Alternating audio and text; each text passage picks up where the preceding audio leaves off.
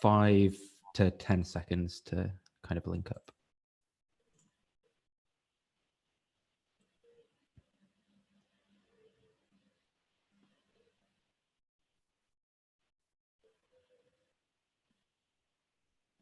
Okay, so we're live now then. And I am speaking to Professor Duncan Pritchard, who are you teaching epistemology in California at the moment? Is that? That's right, yeah. And the way I came across your work was through your kind of introduction to epistemology book, What's This Thing Called Knowledge, part of like a series by Routledge, where they do like, what's this thing called X, metaethics, philosophy, stuff like that. And so I sent you an email just wondering if you'd want to come on, and you kindly obliged. So what is your kind of background, just for people who aren't familiar with yourself or your work? Well, thanks very much for having me on, first off. When you say background, you mean what, philosophically or generally? Yeah. So generally, I suppose I'm assuming PhDs in philosophy, and then you taught at University of Edinburgh before this, right? And do you specialize in epistemology, or is it some other area that you kind of specialize in? Yeah, so I did my PhD on skepticism, actually radical skepticism. So I was already in the thick of epistemology, skepticism and Wittgenstein, people like that, Davidson, and then I've taught for many years in Scotland, especially at University of Edinburgh, and a lot of what I've written has been on epistemology or related issues.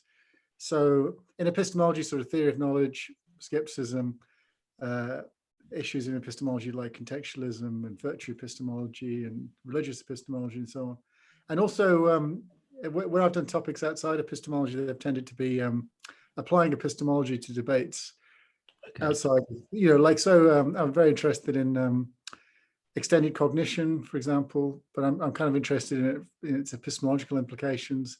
I'm interested in theory of luck and its implications, particularly epistemology.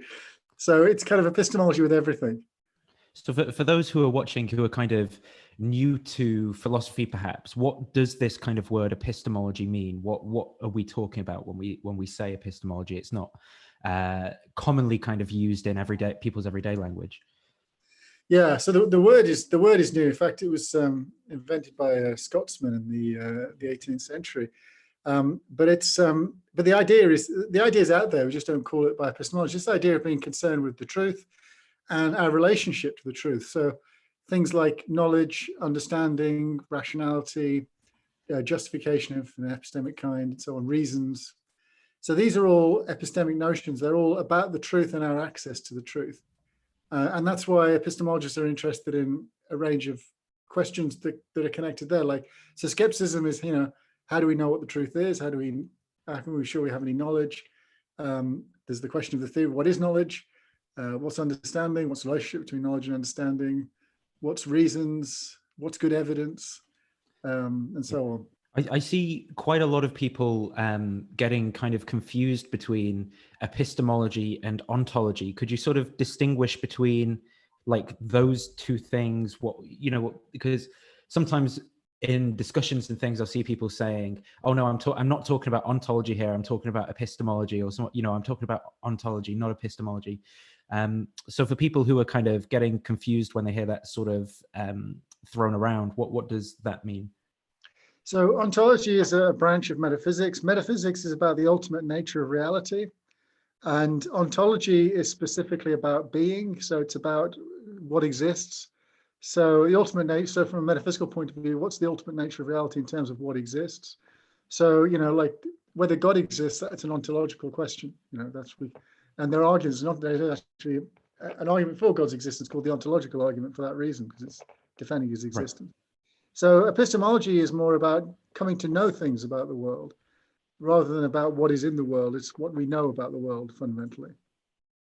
So when we're talking about epistemology, then is it important what we think about what we think within these other fields? So say, for example, philosophy of mind, if I'm talking about beliefs and things, and I've got a particular view of mind, well, maybe beliefs don't exist in that view, or maybe beliefs do exist, or how does epistemology kind of link into these, or moral philosophy? Is it really quite deeply connected for you, or do you think people should view it as this separate thing first when they're coming at it?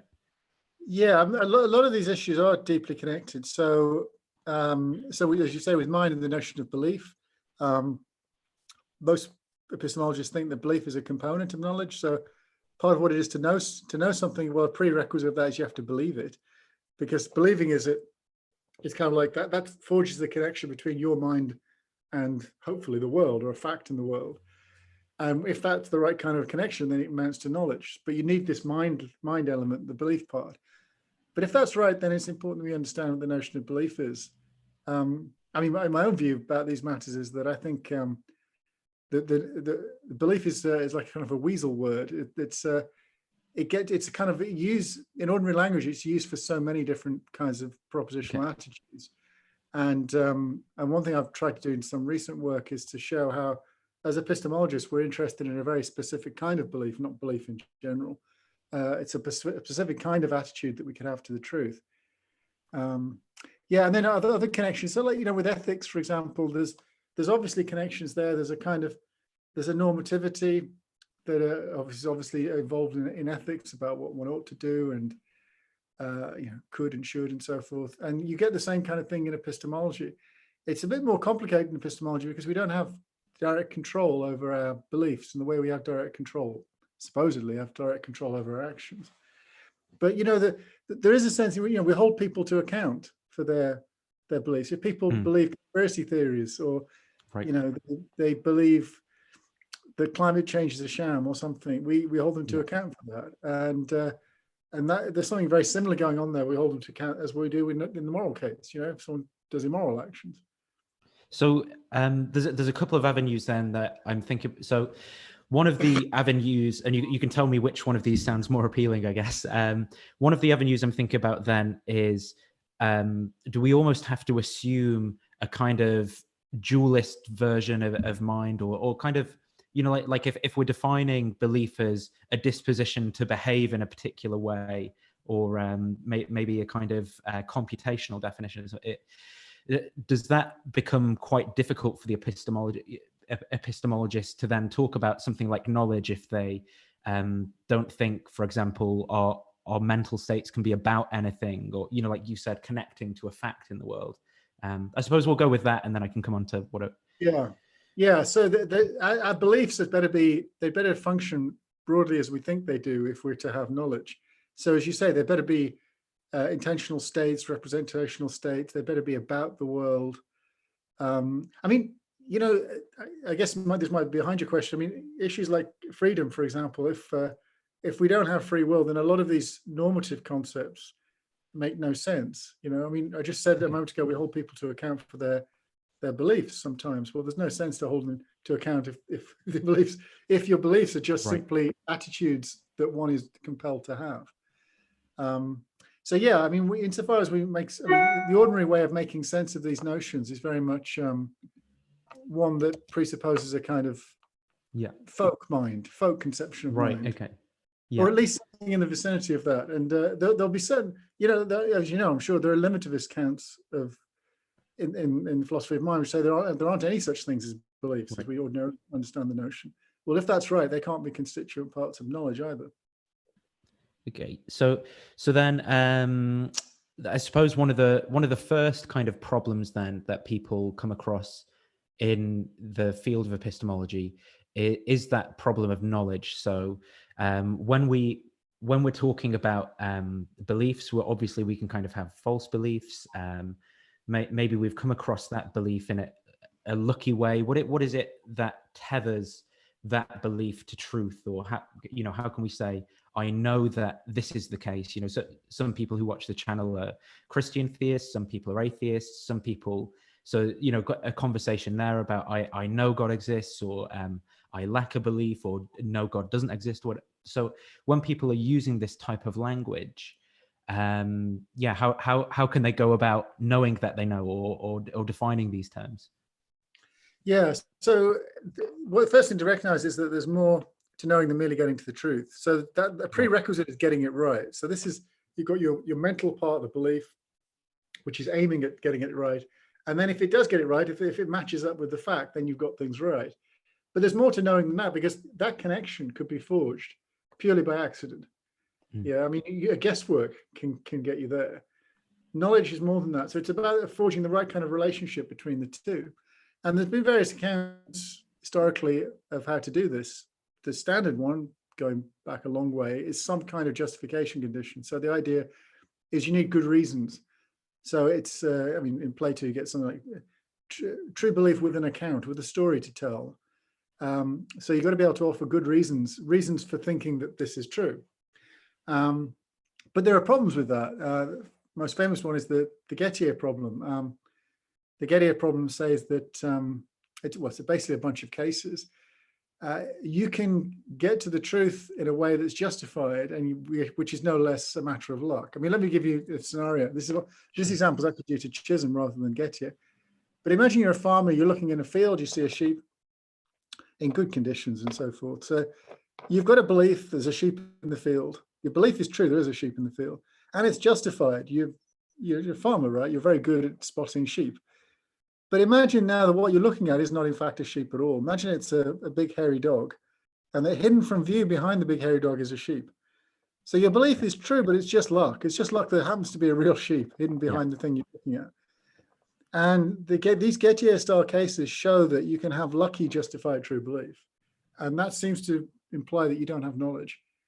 So since Gettier, the challenge has been to try to explain, well, what is knowledge then? If it's not just true belief plus an account, then what does it amount to? I mean, I can tell you, if you like, I have my own views in this regard. I don't know if you want to get to them now. Yeah, so I mean, I think it'd be good to go into, because I guess in my own thinking about this, it's been quite inconclusive, you know, so I've seen various attempts, say, to add on some extra condition or something like that. Or perhaps attempts to say the same thing, but I think, like AJA says, to be sure and to have the right to be sure, which just kind of sounds quite similar. Just people going with various attempts, but then there's always one of these kind of cases that someone comes up with a counterexample of, which leaves me almost skeptical of knowledge altogether, perhaps. So how do you think that the problem can sort of be solved? So my own view is, it's a view called anti-luck virtue epistemology. And here's what I argue. I say, if we step back from the problem a bit. So a lot of the responses that post-Gettier were, you've got this account, there's a problem, so there's a puncture, so now we try and patch the puncture. So we try to add something onto it, or tweak it around or something. And I think we need to step back and think again about what it is we're trying to achieve with the theory of knowledge. And I claim that there are two overarching constraints on a theory of knowledge, two intuitions, two master intuitions that a theory of knowledge is trying to answer to. The first is this claim about luck. When you know you didn't get to the truth just through luck. And the second claim, which can sound like the same, but I think you need to keep them apart, is that it's what I call an ability intuition. It's when you get to the truth, when you know, and you get to the truth through knowing, you do so through your abilities, through your cognitive abilities. Now, they look like exactly the same intuition, because in the normal case, usually getting to the truth through your abilities excludes luck, and conversely, getting there in a way that excludes luck is through your abilities. So it looks like it's two sides of the same coin. But I think when we start looking closely at some of the cases we deal with in epistemology, we realize that there are some unusual cases, admittedly, but there are some cases where they come apart.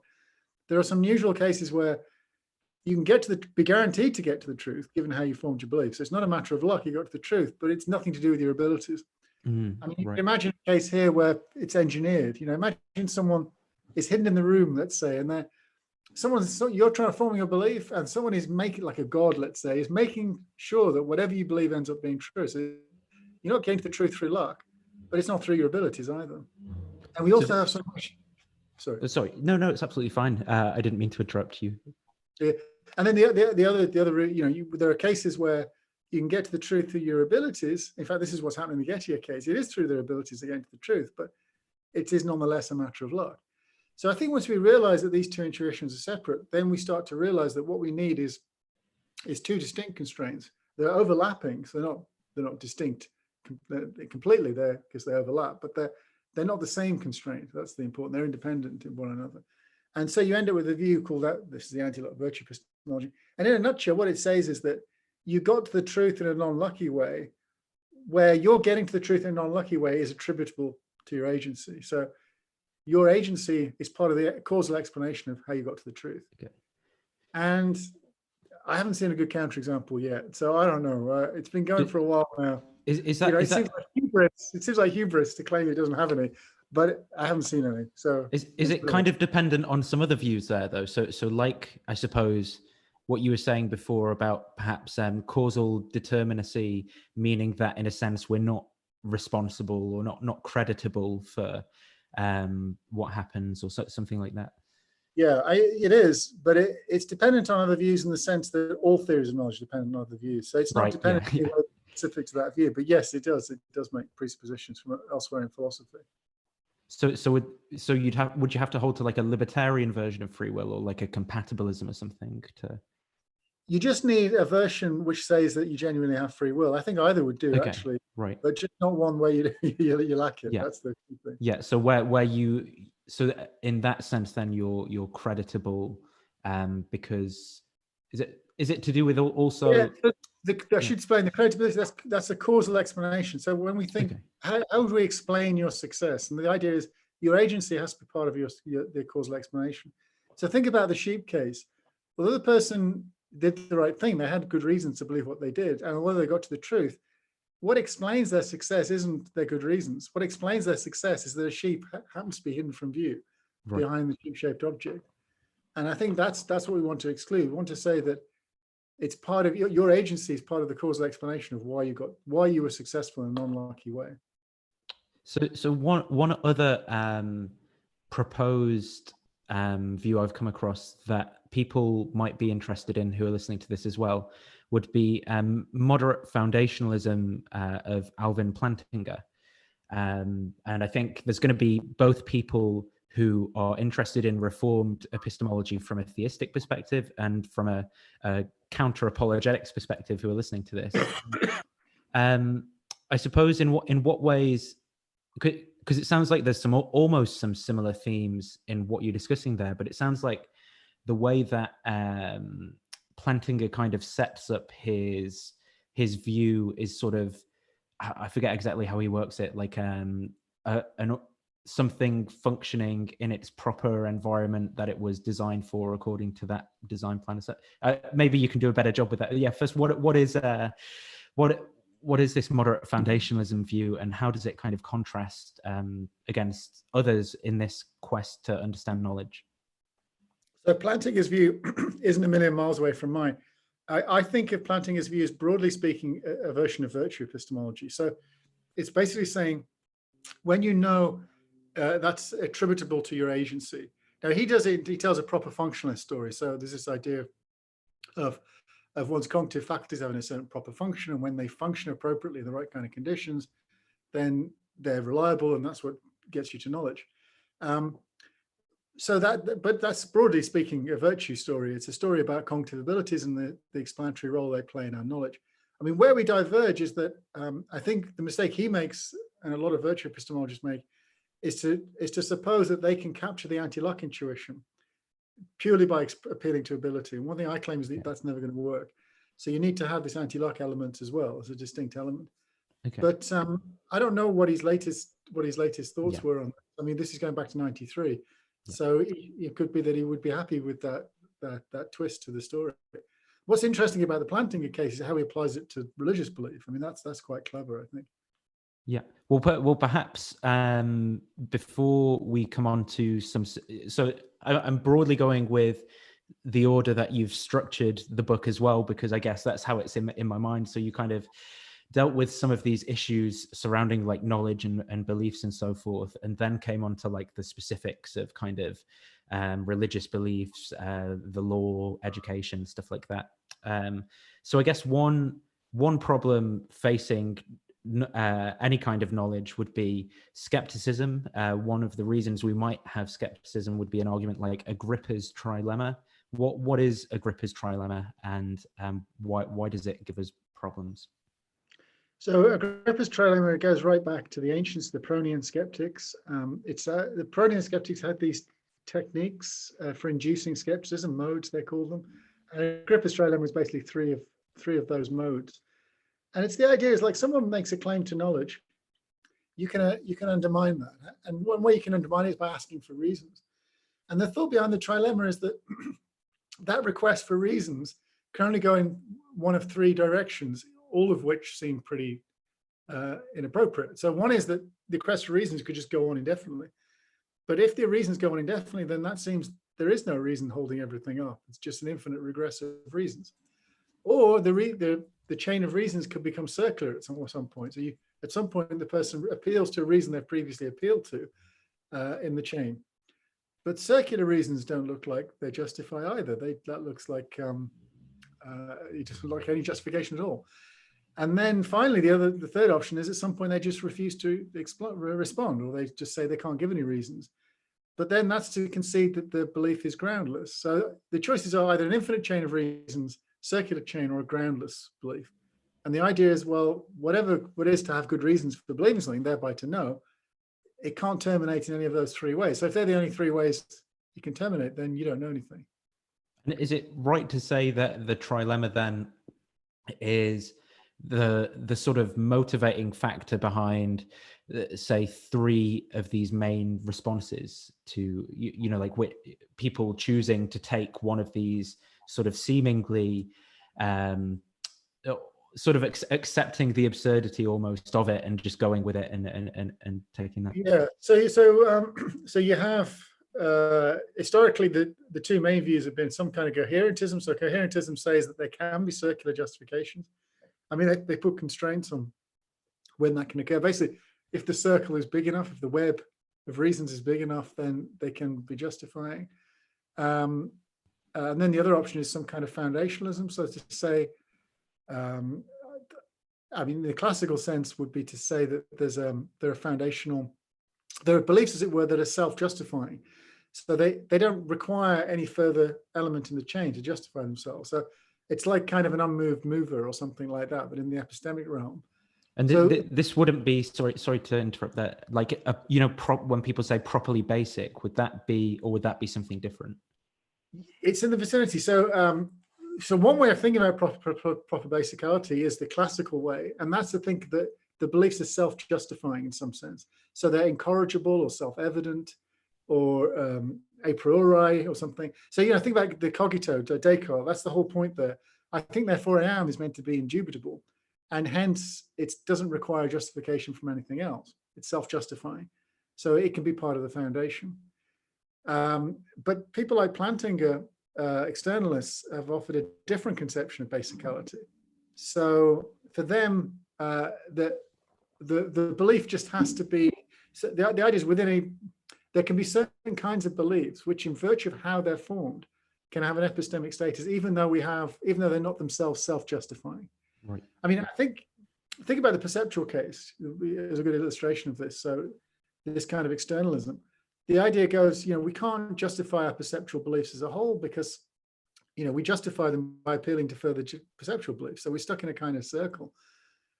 But if you're an externalist, then you can say, well, look, I've got this story to tell about how we have certain kinds of faculties, certain kinds of cognitive abilities. If they're functioning appropriately in the right kind of conditions, then they can immediately generate a certain kind of warrant. They can be knowledge immediately. And in that sense, they're properly basic. They don't require any justification from anything else. And this is the kind of basic, this is an alternative view of basicality that Plantinga is offering. And of course, he wants to apply it in a religious case. Is his main point something like that then the real question is whether God in fact actually does or doesn't exist, rather than how God does or doesn't exist, sort of thing? Is that what he's getting at with? Yeah. So the best way to think about it actually is in terms of a parity argument, because this is the clever bit in Plantinga, I think. The thought is that standard challenges to religious belief, what are known as evidentialist challenges, go back to Locke. They seem to say, well, look, in order to have rational religious beliefs, you've got to have good evidence of a very special kind. It's basically the classical foundationalist kind. They've got to be self-justifying, or you've got to have some independent reason for them or something like that. And then Plantinga says, well, look at perceptual belief. Everyone thinks perceptual belief is perfectly fine.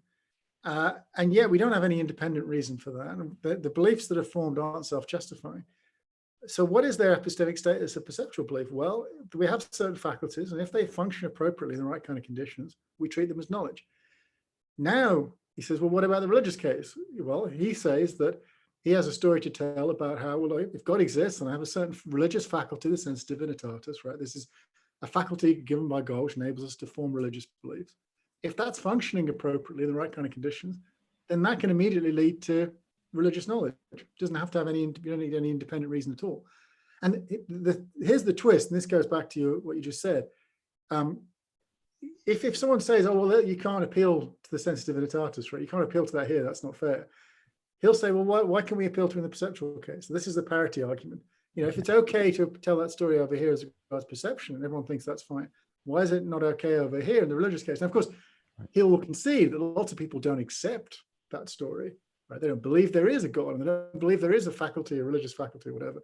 But he's going to say, well, yeah, sure, whatever. But this is the story I tell, right? You haven't given me a reason to think that I don't have it, and this is what I believe. Given that, I'm just telling the same epistemic story that we tell about perceptual belief, just applied to the religious case.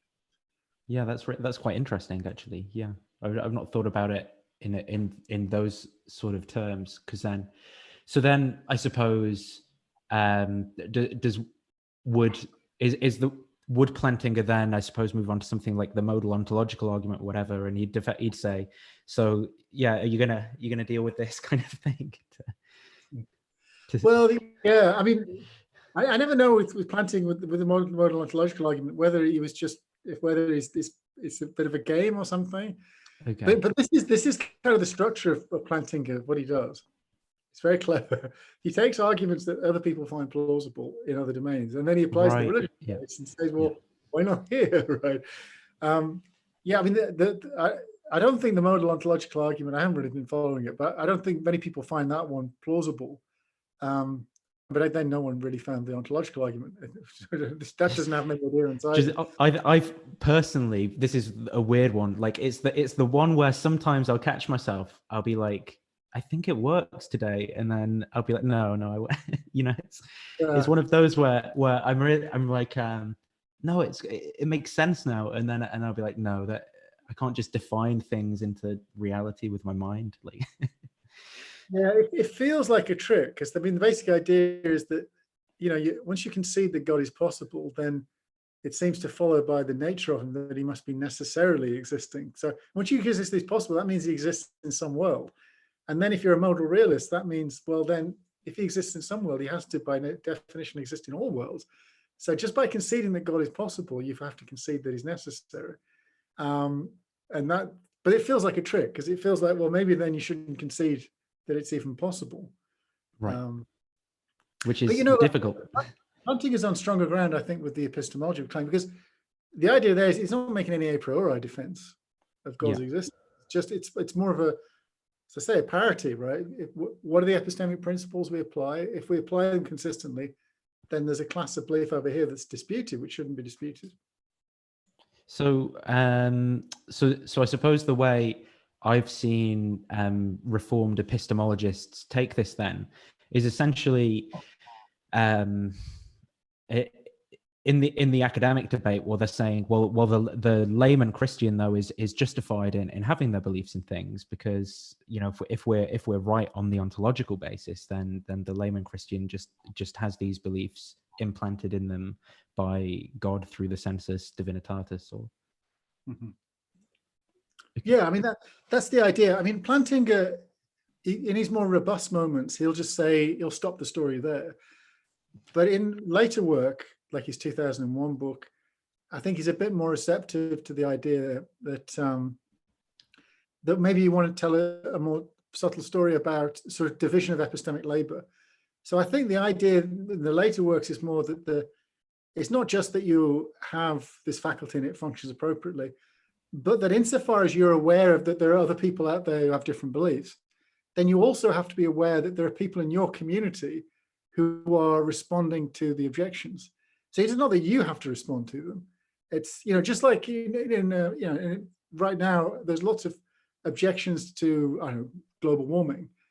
I don't know. I don't have to follow the debate, but I know that somebody is following the debate, and I know that they're responding to the objections. So there's kind of like this epistemic division of labor going on. We defer to other people in the epistemic community. And I think the more sophisticated planting a story is something like that, that you've got the ordinary people forming their ordinary religious beliefs, and that's fine. Plus, insofar as they're aware that there are others that disagree and have objections, they're also aware there's people in their community who respond to them. And so it's okay for them just to carry on then and just let the experts get on with their debate. So another question that is arisen out of Plantinga's work then is if something like naturalism is true, however we define naturalism, then does this kind of undermine our pursuit of knowledge, because we wouldn't have faculties that are aimed at forming true beliefs or necessarily even gaining necessarily even gaining like that kind of justification that we're looking for to really tether what we think about things? Yeah, I mean, obviously Plantinga has an agenda in pushing that line, because I mean, he construes naturalism in a way that excludes God's existence and so forth. So, you know, it's very important to him to object to that. But I think, regardless of what you think about that issue, I think all of us should be a little bit suspicious about, I don't know if naturalism is the right way to put it, but it's certainly kind of a scientism. There are certain ways of thinking which are becoming very predominant, but which, if you follow them through consistently, might make you very suspicious of lots of things that we really need to not be suspicious about. I mean, things like a really kind of physicalism, do you mean? Yeah, but here's the problem. It's really difficult to formulate this because, you know, I mean, why couldn't God? I mean, there's a sense in which, you know, let's take God's existence. Say maybe God could be a natural thing, right? So we're already presupposing something about the remit of what's natural and thinking that it is something outside. So we must, well, obviously what's being built in there, I take it what's behind what Plantinga is saying is something about natural laws or something like that. So something that's beyond natural laws. And now we're getting more into sort of a scientific account. But yes, I guess physicalism would be another way of thinking about it. So a kind of reductive physicalism. But it might not even be right to think of that because, you know, there's some people think that, you know, the fundamental nature of reality is computational or something. It's not even physical or something. But the question, I think, ultimately comes down to this. Whatever we think the fundamental nature of reality is it such that it can accommodate the sorts of things that we think are characteristic of our human endeavors and what it is to be us? And this goes right back, this challenge. I mean, you can almost see philosophy as starting with the recognition that the way things appear and the way things aren't quite. The kind of the scientific worldview comes apart with how we think of it. I mean, I mentioned the Pyrrhonian skeptics earlier. I mean, a lot of their skeptical techniques turn on that fact, the fact that the discovery of other cultures having other beliefs, the discovery of things being different, you know, refraction of light being different to the naked eye and so on. And then you fast forward to the early modern period, it gets worse because then we've got microscopes and telescopes, and suddenly there's all sorts of things going on. You know, we realize there's more space in a table than there is matter, you know, and so on. And now fast forward to today, and, you know, what physics, you know, theoretical physics tells us the world is like, it seems utterly different to the way we experience it. And, you know, this is a challenge. Are we, when we buy into this conception of the world, to what extent can we make sense of ourselves and who we are within that conception? And I don't think we should just blindly accept these things as being, you know, obvious. We need to, because, you know, science has an underlying metaphysics too, right? Science has philosophical presuppositions. Often scientists will say they don't, but they do. I mean, when they say they don't have any philosophical presuppositions, all that means is they haven't bothered questioning them. They're definitely there. And we need to inspect them. We need to think how this all fits together. Because if we can't make sense of ourselves as the kind of creatures we are, that's a huge concession.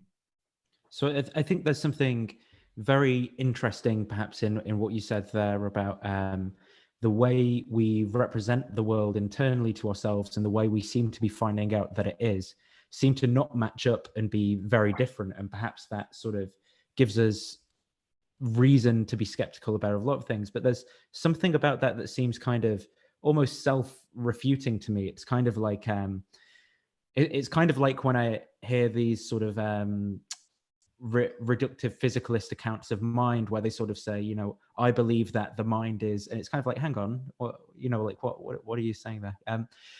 It, you know, like to say, you know, I believe that my mind doesn't really work for forming true beliefs or something. It sounds like it sort of folds in on itself and contradicts itself. Yeah, I mean, I was years ago. I remember there was a psychologist who wanted me to participate in a debate where he was going to argue there's no such thing as free will. I mean, there is something utterly bizarre about the idea that you're going to argue there's no such thing as free will. I mean, you can't argue there is no point of view. You can't express the point of view. There's no such thing as free will because because you're not expressing anything if there's no free will. So I mean, that's not to say we do have free will. It's just to say there's some incoherence in the idea of, as it were, choosing to believe or asserting that you don't have free will. And I think, you know, that sounds like the mind case there. You know, so, you know, and what that shows, I think, is that some people haven't really thought through the consequences of their views. You know, they say, "Oh, there's no such thing as free will," as if that's the kind of that's not. I don't think that's even the kind of thing that we could endorse, make sense of. I mean, even if it's true, I'm not saying it's false. I'm just saying we can't even make sense of its truth. You know, we can't embody it. I can't live a life like that. Right. Yeah. Yeah. So, you know, we need a way of understanding what's going on there. Have you got a way? So something that I'm currently stuck at in my thinking around that is the kind of random or determined paradox. So, you know, everything, not even necessarily antecedent cause, but like, you know, if I were to say, well, of course I chose to drink this water because I was thirsty, right? And it's like, well, don't those reasons sort of determine what I do? Or if it's not determined by those reasons in some sense, then it's completely random, and it's not quite clear if it's random in that sense how I'm able to freely choose to do that. Is there a kind of way out of that? Is that thinking about things incorrectly? I think the problem with free will is actually even worse than that, because you know, either things are predetermined or they're not. If they're predetermined, it seems they're not free. But if they're not predetermined, if they're just sort of indeterminate, that doesn't seem like freedom either. I mean, what we really want is them to be sort of predetermined somehow by me and me alone. But that doesn't seem to be an option. So I think there's something genuinely paradoxical there. I think the problem of free will is one of the deep problems of philosophy. I wish I had an answer to it. Yeah. Somebody else comes up with one. One thing I do know for sure, though, is I don't think we can make sense of ourselves except on the supposition that we're free in some bona fide way. So if people really want to think we don't like freedom, then I think they really need to give up their sense of who they are altogether. So is that kind of then like a pragmatist version of truth that you're talking about there? Or, No. It's more transcendental. I mean, I guess you think more transcendental. We have, what we recognize is that we have certain commitments, one of which is to free will. That doesn't show that it's true. Right? There may be things that we're committed to. Which, right. So yeah, no, I'm completely objective. I think truth is an objective notion. I don't think it's dependent on us. But it is interesting, I think, that there are certain things that we can't help but be committed to. And I think as philosophers, we need to be alert to that. You know, they're not optional features of our cognitive architecture. They're fixed points. Yeah. I almost I almost think the same sometimes when it comes to these sort of conversations about things like religion or things like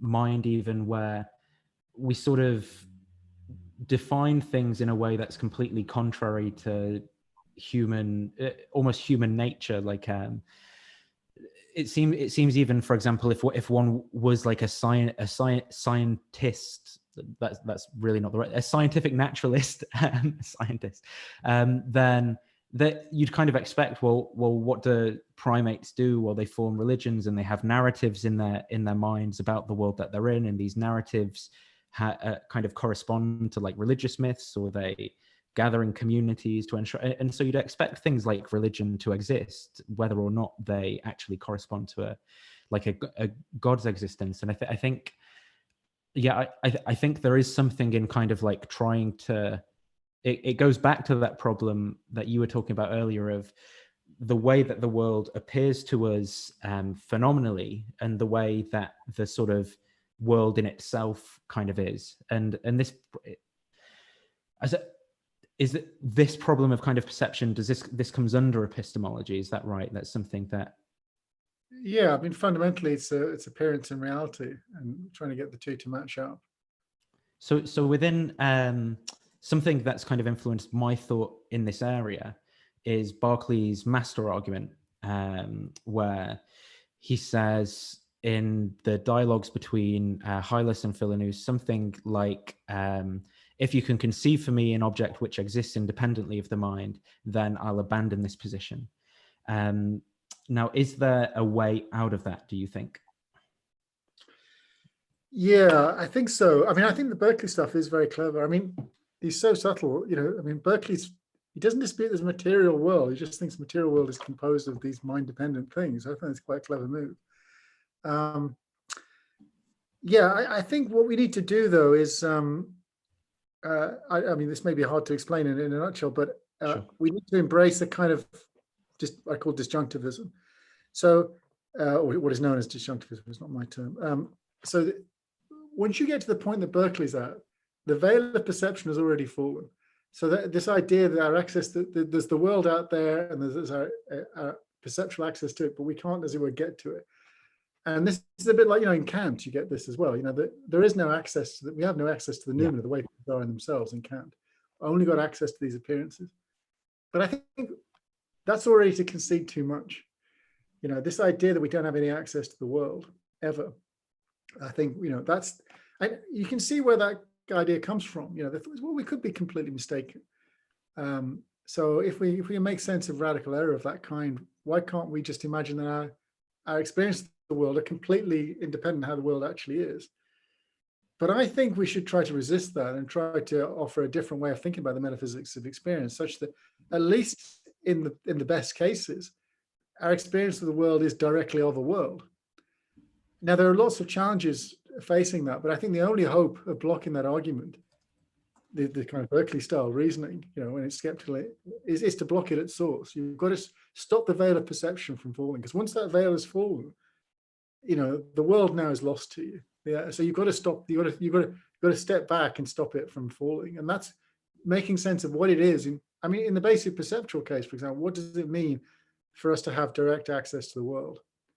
I've written about this elsewhere in epistemology, where I've talked about it's a view called epistemological disjunctivism.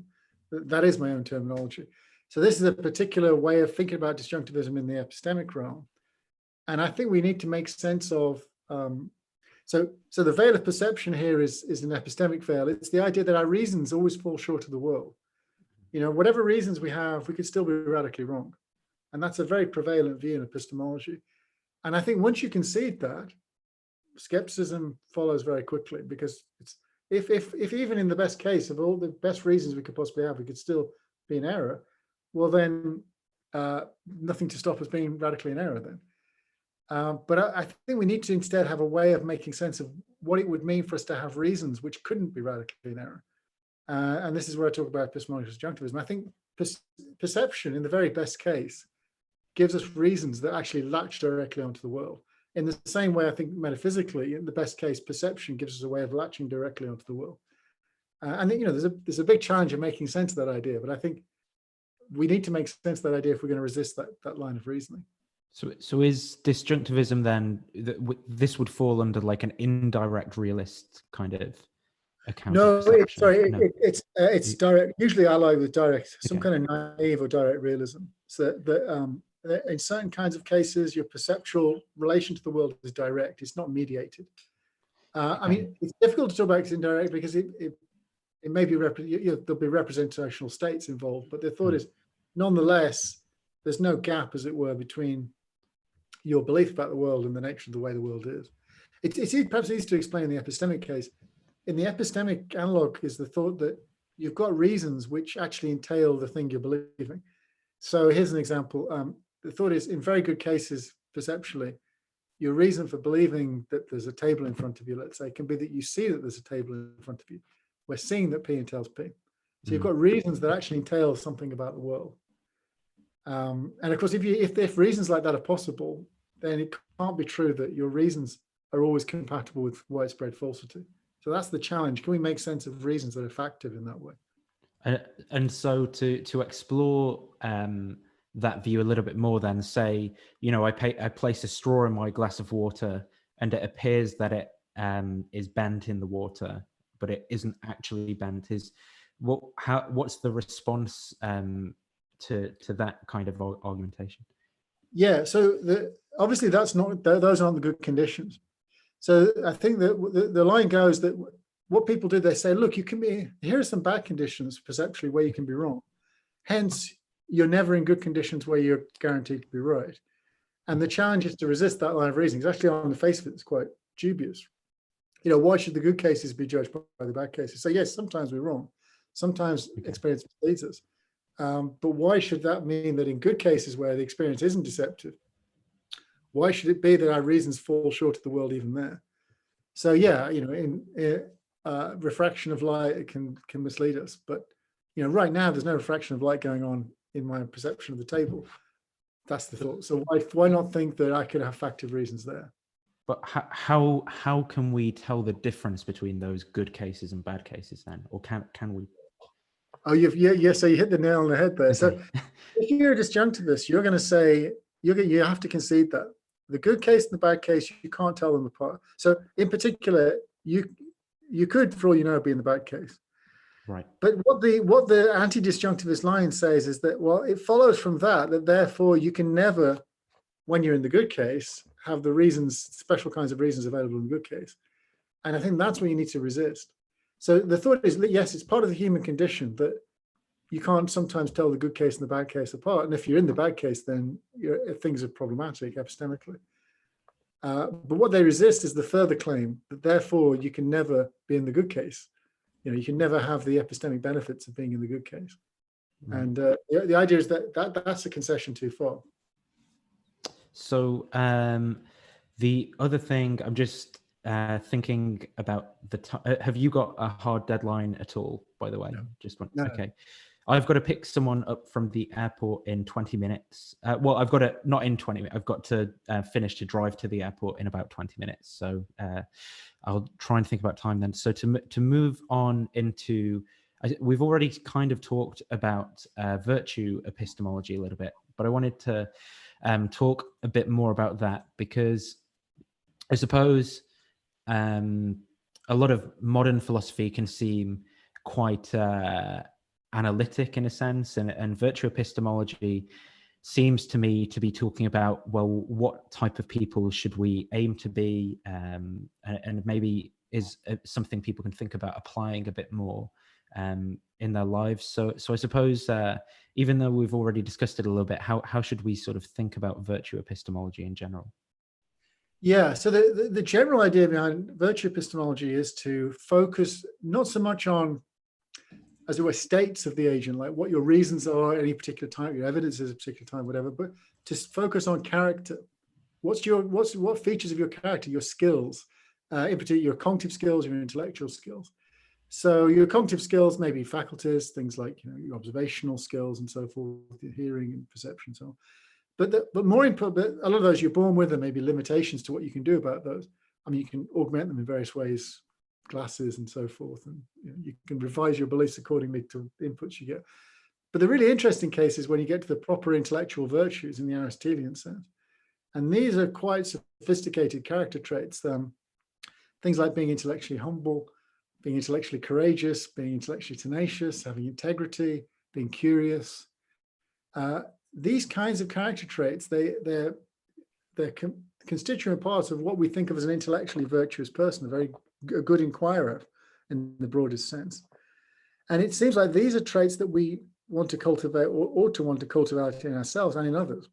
So one thing I've written about a fair bit is how this applies to education. It seems to me that education is fundamentally, from an epistemic point of view, is fundamentally about the cultivation of intellectual character. So yes, we want people to know things and have true beliefs and so on, but that can't be an end in itself. Right. Because if that's an end in itself, then rote learning would be the way to teach people, or Yeah. there's some way of like injecting facts into people's brains, then that would be the way to do it. Rather, you want people to cultivate their intellectual character, develop themselves intellectually, so that they can think and learn for themselves. That's what good teachers do. They don't just want to tell you what to think. They want you to go away and work it out for yourself.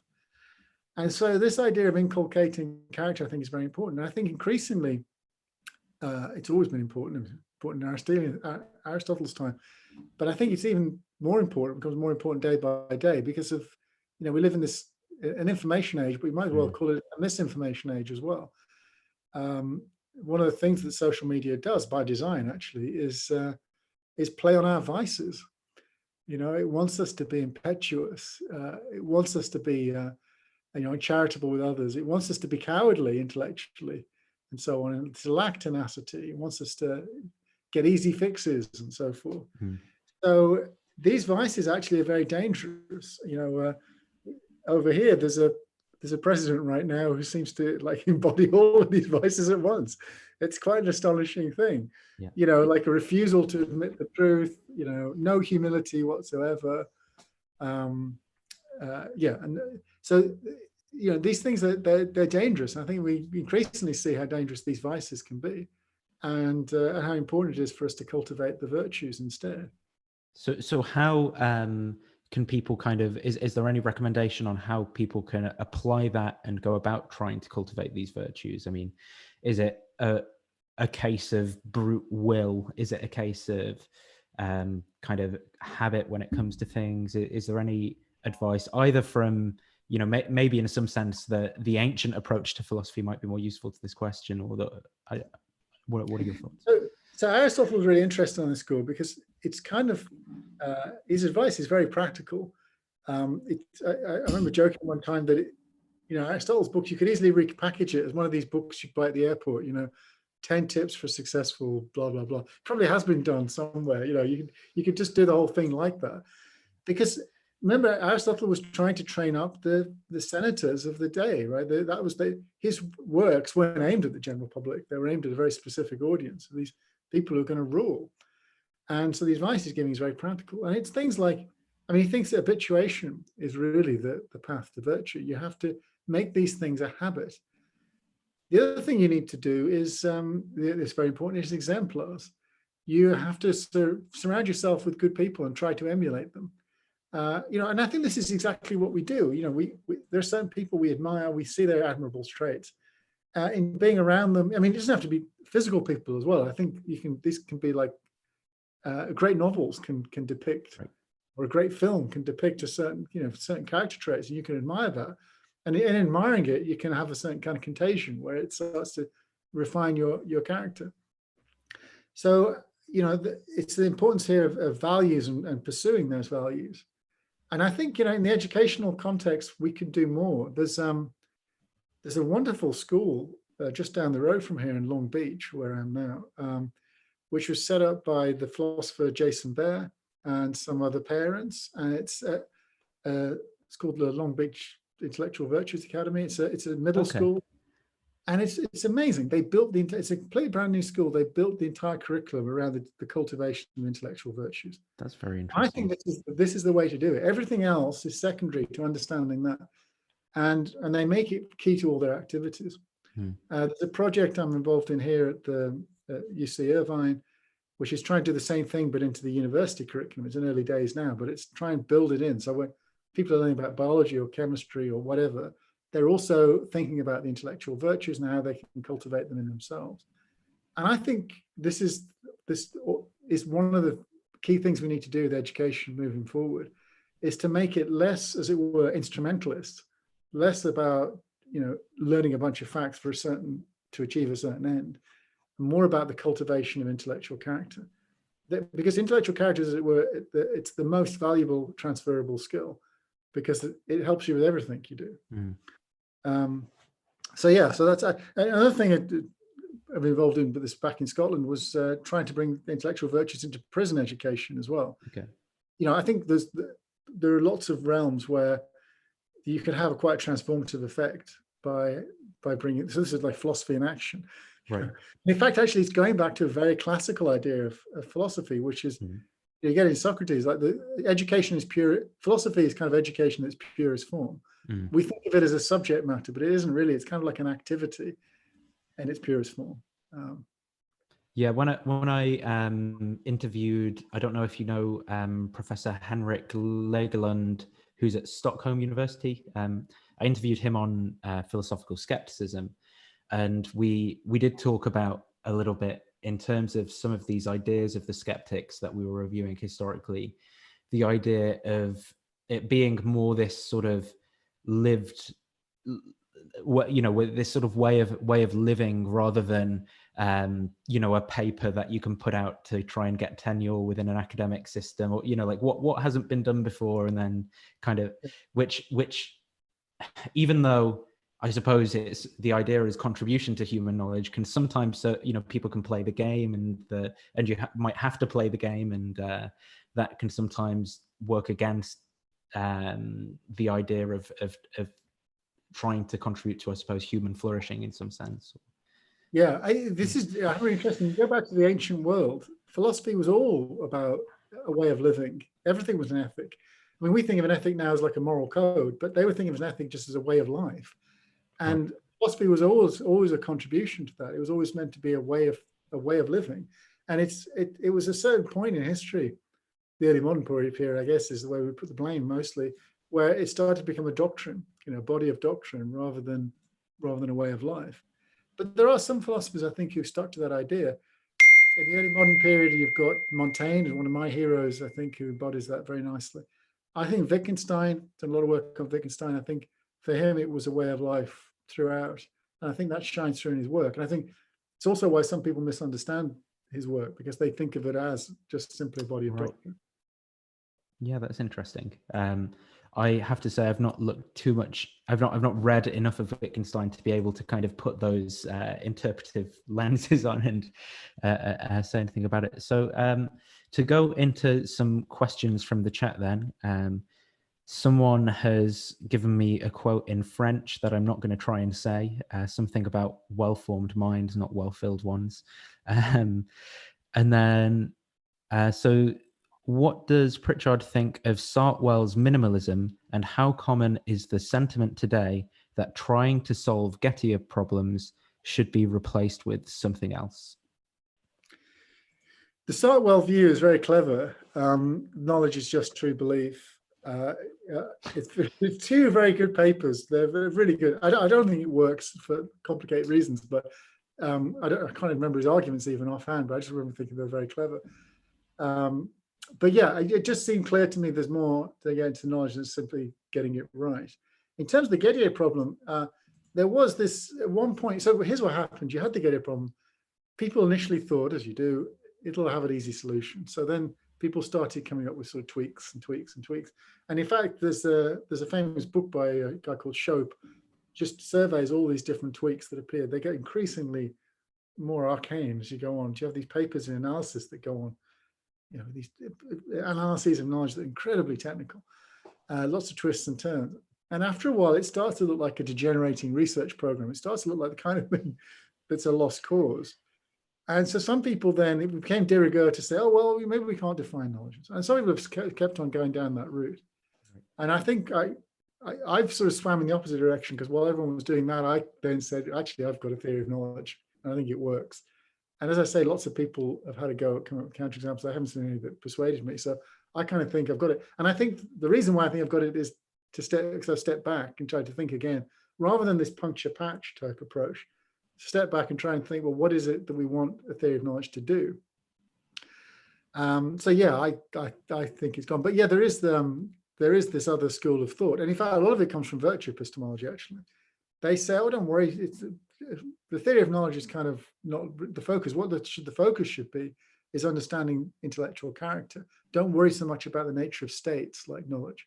Mm-hmm. But I really want both. I'm very greedy on this score. I want accounts of the states and of the virtues. Are you familiar with something called street epistemology at all? Have you come across? Oh, it sounds like it's more outside of academia and more of a popular movement, where it's like a line of questioning that people do, which tries to avoid sort of conflict. So it's usually around these sorts of claims about global warming, but like politically loaded or religiously loaded kind of terms. And the idea is that by essentially asking someone what their confidence levels are on certain claims, and you can essentially ask kind of how someone would falsify it. So they start, I think the terms like to become doxastically open, and they start to kind of see what sorts of things would count against that belief. Like if I think I had a conversation with someone a month or so ago where they said that there aren't any like when countries become secular, it's evil or something. And then I said something about, if there were an example of a secular country, would it reduce your confidence? And then we got into, well, how would we define secular? Like, is demo? But that's beside the point. The point is, I suppose I was going to ask what your thoughts were on that whole kind of project. There's some kind of some people maybe criticize it, saying, you're bringing your presuppositions to your line of questioning in these types of conversation, or is that something that is ringing any bells in your mind in terms of what's going on academically?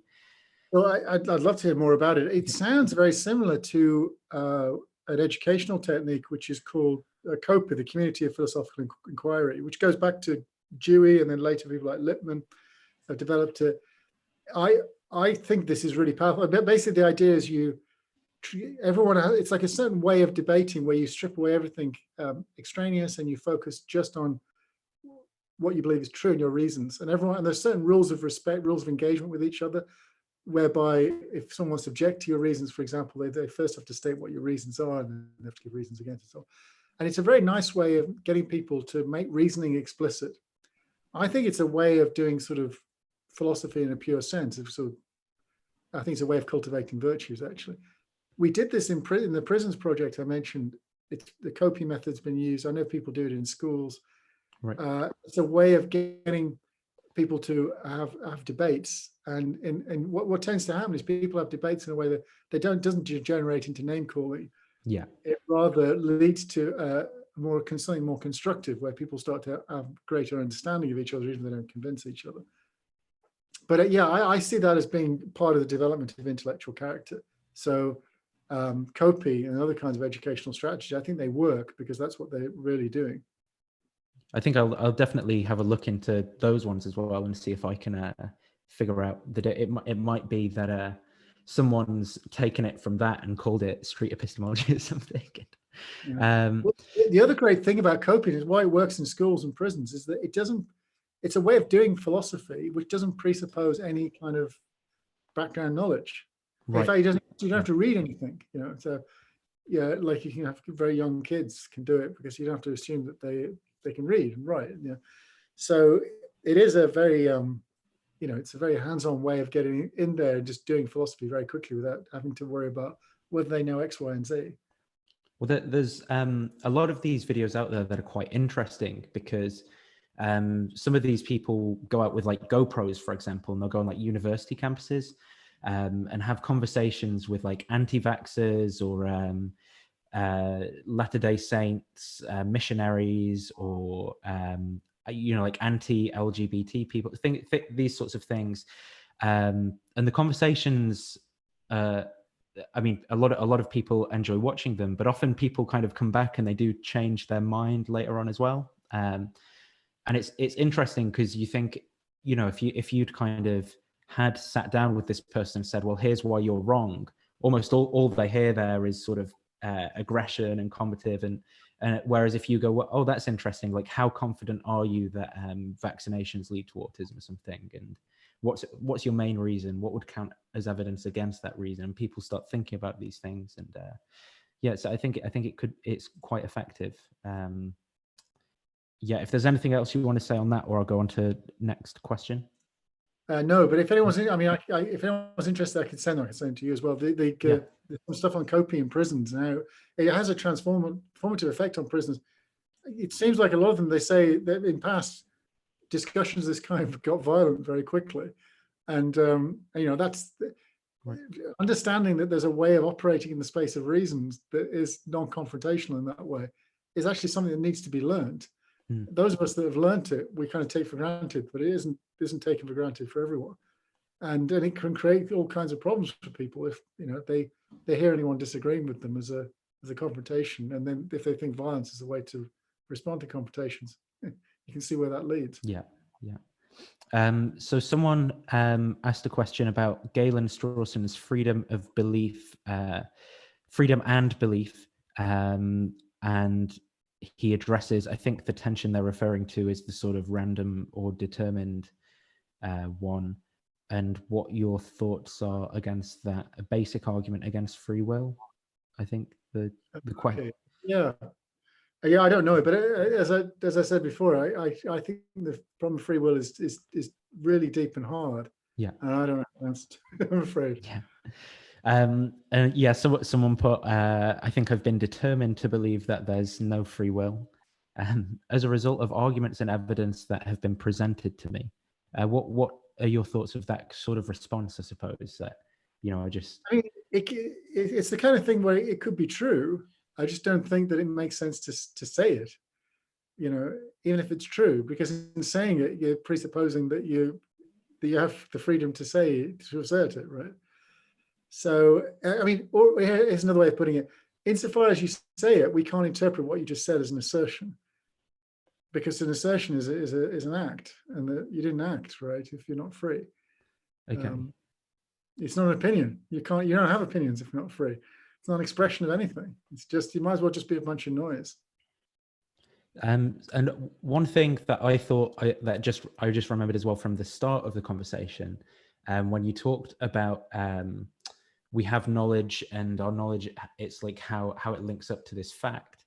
And this was a question, I suppose, I asked David Papineau when I spoke to him, was what kind of things are facts? Because I think conceptually it's something really kind of, the answer he gave me was the kind of Wittgensteinian whatever is the case or whatever, something like that.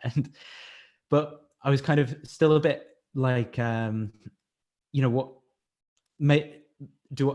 do I have to, when I think about this, think of some kind of like Platonic form of the proposition that supervenes onto what kind of thing is a fact? Is there much talk of this in philosophy?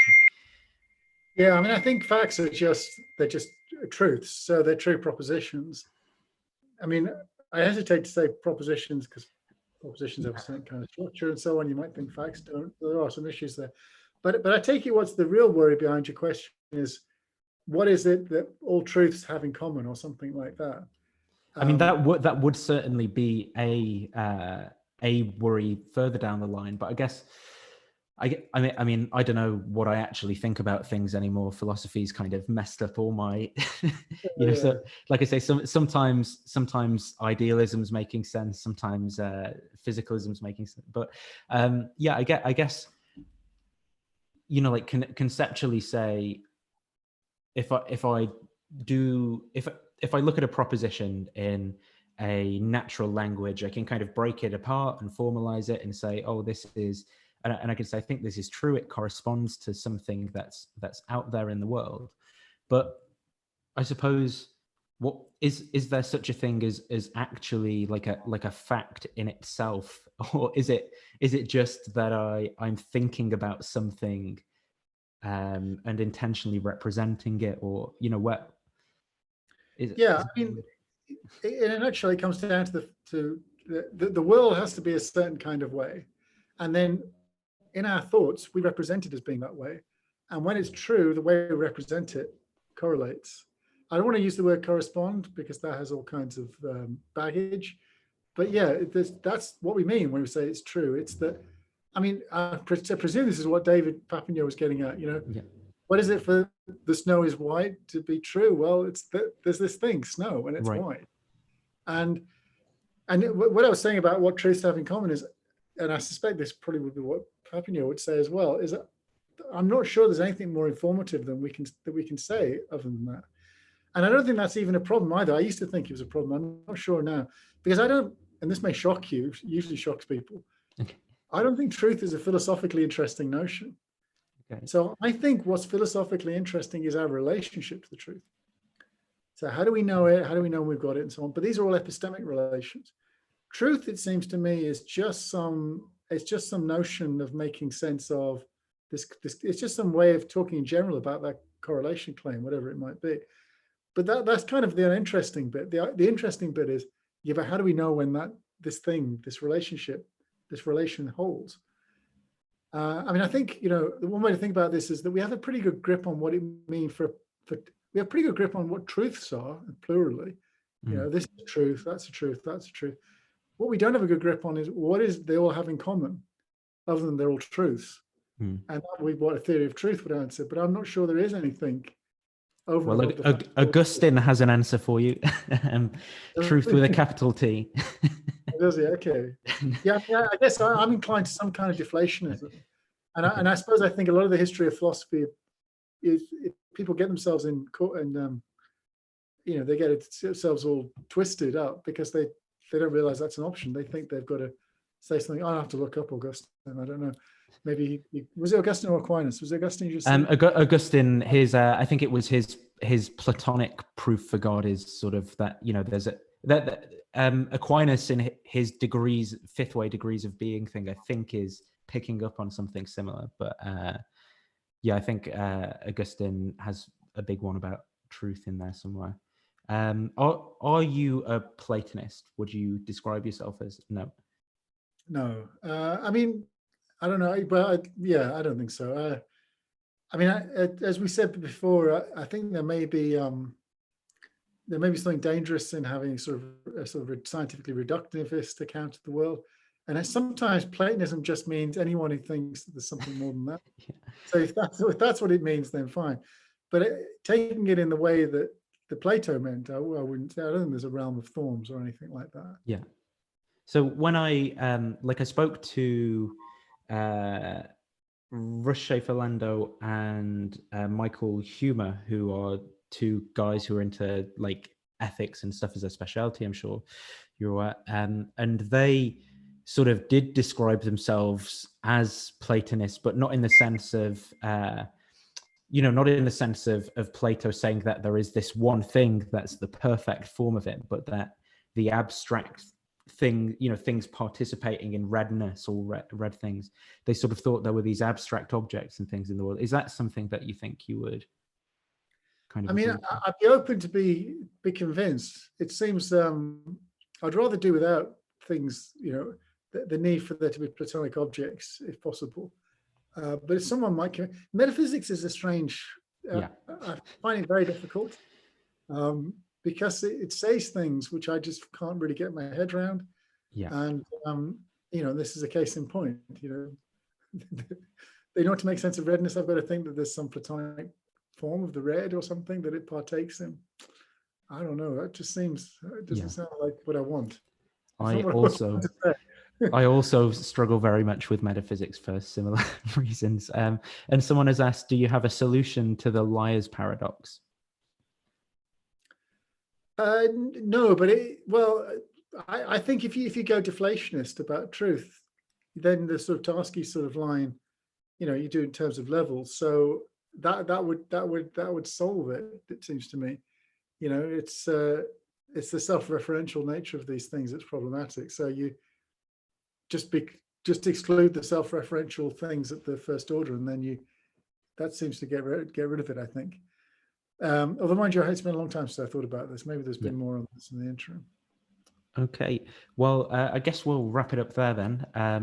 I appreciate you coming on really short notice. It's guests like you who are willing to sort of come on after a random email or something asking if you'd be interested, that mean that I've kind of got a show and people to talk to who actually know things. So I hope people have learned something through the process. Great that you do this. I think it's fantastic. Yeah, thank you. So I'll end the stream there, guys. I hope everyone's enjoyed it who's watching.